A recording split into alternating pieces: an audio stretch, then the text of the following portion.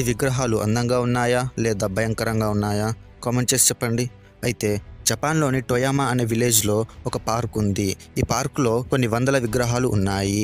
ఈ పార్కుని వీళ్ళు ఫురై సేకిపుటో నో సాటో అని పిలుస్తారు. 1989లో ఈ విగ్రహాలను అక్కడి వ్యాపారవేత్త అయిన ముస్టోవా ఫురుకావా అనే వ్యక్తి చెక్కించాడు. ఈ విగ్రహాలను ఎందుకు చెక్కించాడంటే అక్కడి ప్రజలకి ప్రశాంతమైన చోటుని ఇవ్వడానికి. ఈ ప్లేస్ కి జనాలు మెడిటేషన్ చేసుకోవడానికి అలాగే రిలాక్స్ అవ్వడానికి వస్తారు. అయితే ఈ విగ్రహాలు ఏమి సెలబ్రిటీస్వో లేదా పొలిటీషియన్స్వో కావు. ఈ విగ్రహాలని కూడా మామూలు మనుషులవి. ఈ విగ్రహాలు అక్కడ చాలా అంటే చాలా ఫేమస్. ఈ విగ్రహాలను చూడడానికి చాలా మంది వస్తారు. ప్రపంచ దేశాల నుండి చాలా మంది టూరిస్టులు ఈ విగ్రహాలను చూడడానికి వస్తారు. అయితే మీకు కూడా ఎక్కడికి వెళ్ళాలని ఉందా? కామెంట్ చేసి చెప్పండి.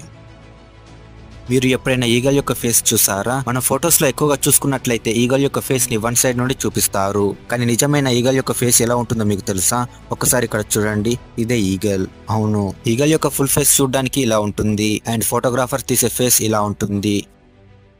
ఈ ఫోటోలో కనిపిస్తున్న పెంగ్విన్ ఈ ఫోటో తీసిన తర్వాత చనిపోయింది. అసలు ఏమైందంటే 2016లో అర్జెంటాలోని శాంటా టెరెన్సిటా అనే బీచ్ లో ఒక పెంగ్విన్ కనిపించింది. అక్కడికి వెళ్ళిన టూరిస్టులందరూ కూడా ఆ పెంగ్విన్ ని చూసి ఆ పెంగ్విన్ తో అందరూ ఫోటో దిగాలని అందరూ ఆశపడ్డారు. నిజానికి ఆ పెంగ్విన్ అంతరించిపోతున్న జాతుల్లో ఒకటి. బీచ్ లో ఉన్న ఆ పెంగ్విన్ ని చూసి చాలా మంది టూరిస్టులు ఆ బీచ్ లో ఉన్న పెంగ్విన్ తో ఫోటో దిగాలని అందరూ ఆశపడ్డారు. అందుకే ఆ పెంగ్విన్ ని బీచ్ లో నుండి తీసి అందరూ ఫోటో దిగడం మొదలు పెట్టారు. కానీ అలా ఫోటో దిగుతూ ఒకరి చేతిలో నుండి మరొక చేతిలోకి ఆ పెంగ్విన్ అయితే వెళ్ళిపోయింది. అలా ఒకరి చేతిలో నుండి మరొక చేతిలోకి ఆ పెంగ్విన్ వెళ్ళిపోవడం వల్ల ఆ పెంగ్విన్ అనేది చనిపోయింది. చాలా మంది యానిమల్ లవర్స్ ఈ విషయాన్ని జీర్ణించుకోలేకపోయారు. సో ఈ విధంగా టూరిస్టుల యొక్క అత్యాశ వల్ల ఆ పెంగ్విన్ అయితే చనిపోయింది. ఈ విషయం పైన మీ స్పందన ఏంటి? కామెంట్ చేసి చెప్పండి. ఫ్రెండ్స్, ఒకసారి కళ్ళు మూసుకోండి. ఇప్పుడు మీకు ఏం కనిపిస్తుంది? చీకటిగా బ్లాక్ కలర్ కనిపిస్తుంది కదా. కానీ మీకు తెలుసా, నిజానికి మీరు చూసేది బ్లాక్ కలర్ కాదు.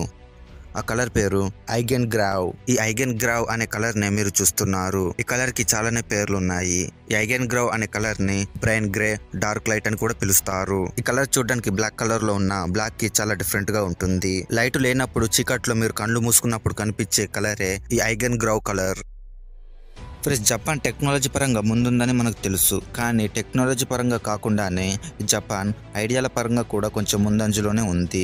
ఎలాగంటారా? ఒకవేళ ఎక్కడైనా ఒక కారు ఓవర్ స్పీడ్ లో ఓవర్టేక్ చేసి చాలా స్పీడ్ గా వెళ్తుంటే మన పోలీసులు ఆ కారు వెంట పడి మరి ఆ కార్ ని పట్టుకుంటారు. లేదా కొన్నిసార్లు ఆ కార్ అనేది దొరకకుండా చాలా స్పీడ్ గా వెళ్ళిపోతుంది. కానీ జపాన్ పోలీసులు ఏం చేస్తారంటే ఏదైనా ఒక కార్ స్పీడ్ గా వెళ్ళినా లేదా ఆ కార్ లో ఎవరైనా నేరస్తులు ఉన్నా ఆ కార్ ని పట్టుకోవడానికి పోలీసులు ఆ కార్ వెంట పడతారు. ఒకవేళ ఆ పోలీసులకు ఆ కార్ అనేది దొరకకపోతే ఆ కార్ పైన రంగులతో కాలుస్తారు. అవును, అలా స్పీడ్ గా వెళ్తున్న కార్ పైన పోలీసుల దగ్గర ఉన్న కలర్ గన్స్ తో స్పీడ్ గా వెళ్తున్న ఆ కార్ పైన షూట్ చేస్తారు. పోలీసులు ఇలా ఎందుకు చేస్తారంటే పొరపాటున వాళ్ళు గనుక పోలీసుల చేతుల నుంచి తప్పించుకుంటే వేరే పోలీసులు ఈ వెహికల్ ని త్వరగా ఐడెంటిఫై చేయడానికి ఇలా కాలుస్తారు. ఈ విధంగా కార్లని పట్టుకుంటారు. ఇది ఫ్రెండ్స్ ఇవాళ వీడియో నచ్చిందని అనుకుంటున్నాను. వీడియో నచ్చినట్లయితే లైక్ చేసి ఛానల్ ని సబ్స్క్రైబ్ చేసుకోవడం మాత్రం మర్చిపోవద్దు. మరొక వీడియోలో మళ్ళీ కలుద్దాం. థ్యాంక్స్.